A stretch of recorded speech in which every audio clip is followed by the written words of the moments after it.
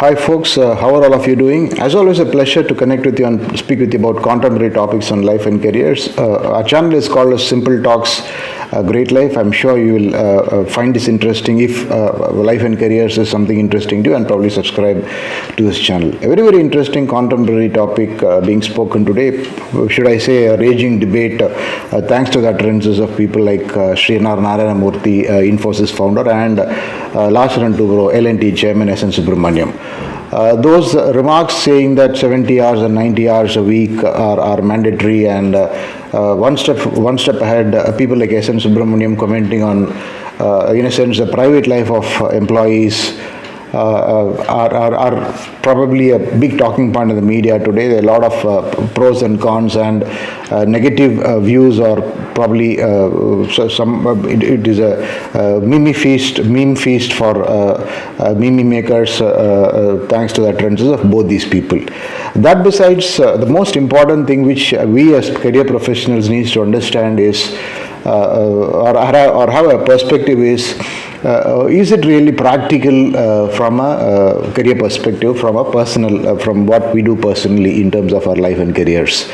The most important thing which I keep saying in terms of how careers are crafted, or how career trajectories are built is, I think if you draw an analogy, careers are built in the way long marathons and run, and these marathons require years and years of preparation, a lot of enterprise, a lot of mental and physical agility, phenomenal amount of mental strength. So it is a combination of about, say, 20-30 factors which make you run a marathon. And in fact, a good career or a great career, which is a work life which has got a phenomenal amount of longevity, I think that is most important.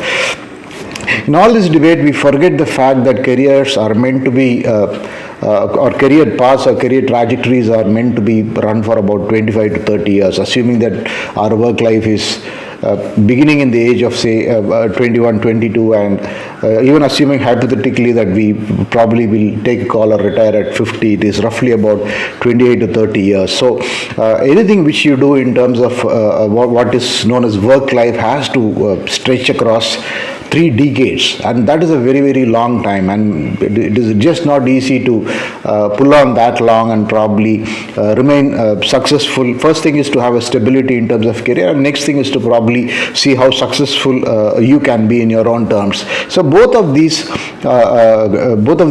goals require tremendous amount of planning, tremendous amount of efforts, and more than anything else, it also requires a fair amount of mental agility, mental comfort, physical strength, and an overall personality which has all the qualities where you can run this career marathon. Careful planning of the career, where you switch a job once in 3 to 5 years. You need to grow in terms of your monetary growth. You need to grow in terms of roles and responsibilities. Right opportunities come knocking. You need to probably seize those opportunities so that you take up the next job in terms of a better role. And in all this, you also probably have to rediscover yourselves probably once in 3 to 5 years, introspect as to whether you're doing the right thing or wrong thing for your career, see whether your core competence is expanding, or you're able to really build on your core competence. I call it the increasing the size of your core competence circle, and also what we call as a classic T-shaped expertise, where you are good at a broad set of things, but you are extremely good at one or two set of things, which I say is your niche. So many things form a great career. Unfortunately, in all this debate, what happens is most of us are probably pushed to think in a sense of a career myopia, where we think one stint in L&T or one stint in Infosys is going to make our lives. Believe me, it is not at all that way. It can never be that way. One stint in Infosys or one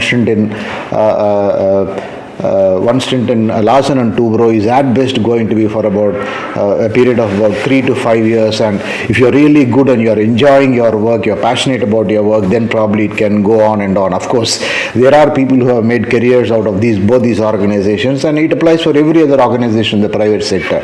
I'm talking these names because these are the names which have stirred the controversy part today. But otherwise, any organization, there are two sets of people. One set of people who really have are able to adapt to that organization and probably make a career out of that. People join companies like Infosys as a management trainee and grow on to become the vice president or even the presidents of the company.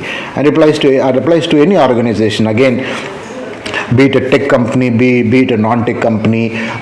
These are all probabilities, I think. But what happens is, on 100 people joining these kind of large conglomerates, maybe 10 people make careers there, and maybe the remaining 90 people are actually people who are running the career marathon. They need to shift jobs once in 3 to 5 years. They may not get the sought-after growth. They may not get the monetary growth there, and a number of other reasons. In fact, even last week, or I think just a week before, we saw somebody who was working in Pune, Infosys, quit, saying that the work culture is tremendously bad and there is no reward and recognition and things like that. So that is the preponderance of people in such organizations, and those kind of people are probably like you and me, and who really have to carefully plan their careers in the long run. As I said in the beginning, 20 to 30 years of work life is not just going to happening by chance. In fact, a lot of times when we make the assumption that things will happen by themselves, destiny will take care of itself. Remember, it is a recipe for disaster. It is a recipe for, sorry to use the word, screwing up your own career. Things don't happen that way.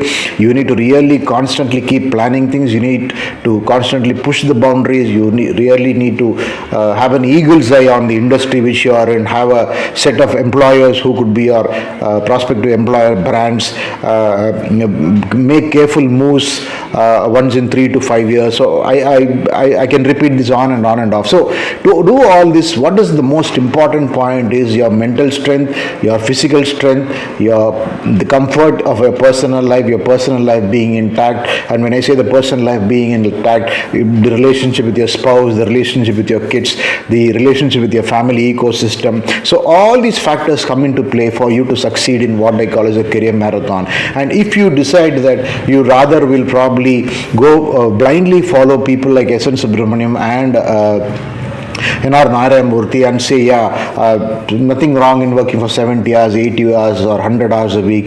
It is very, very important for us to work hard. Only then the company will be able to reward us. Yes, agreed. But how long can you do that? Can you do it for the next 10 years? Today you are probably young and you're fresh out of college, or probably you're bubbling with energy. But 10 years down the line, will you have the same energy? 15 years down the line, will you have the same energy? Will you have the same enthusiasm? Will you have the same passion? Assuming that you are in a career plateau in the same organization, you don't really get rewarded, but you would you say that you're going to slog for 70 hours despite all these odds?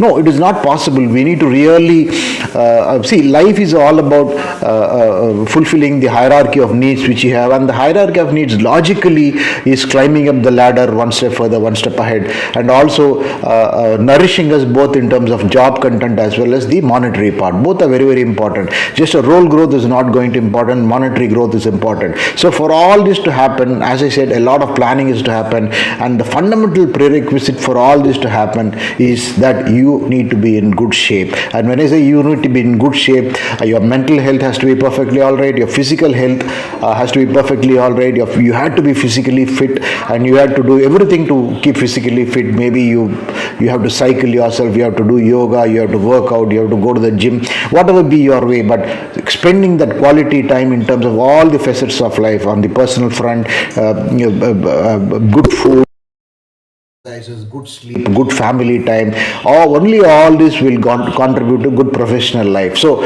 if we have this myopic view that okay, it's all fine, we should work for 70 hours or 90 hours a week, only by working like that Infosys was built, only by working like that Subrahmanyam became the chairman of the organization. I only have one thing to say: there are maybe about 6-7 people who will become a Narayamurthy or a Subrahmanyam, but if you are Murli and you are Matthew or you are Thomas or you are Muthukumar, we are not going to become an Infosys Narayamurthy or Subrahmanyam. We are not blessed with that kind of ecosystem. We are not blessed with a number of factors which they have been blessed with. But what we are blessed with is perfect good health, perfect mental health, great family, and the ability to craft our career trajectory in the way we want by staying physically, mentally active. And believe me, all this fad about working for long hours, almost like burning the midnight oil, going to work at 7 o'clock in the morning and coming back at 10, 11 in the night, not having time for the family. It all sounds professionally very nice. Personally, your life will be a disaster if you follow this recipe, and it is extremely tough to run a long-term marathon. Of course, marathon by virtue of the name itself is a long run. Keep telling yourself or keep asking yourself, am I running a sprint or a marathon? If you reconcile to the fact that no, I'm running a sprint, I'm only looking at maybe I'll join a company and in 5 years or 6 years time, if I work very, very hard, they'll invest a lot of stocks in me, I'll make a fortune. Yes, maybe you're going to be the lucky minority, but if you're going to be a part of the majority, as I said, a disappointment will await you, and more than that, you not being in a position to handle the disappointment, forget that your personal shape, your personal mental agility, your personal condition will not allow you to run the marathon. You'll probably suffer burnout in about 5 years or 10 years or 7 years, depending on what is the kind of work stress you take. But your career will probably stare at a blunt end maybe when you are 35 or 40, leaving you in the lurch. And if that is something which you wish, yes, you probably can be a proponent of Narayamurthy and S.N. Subrahmanyam.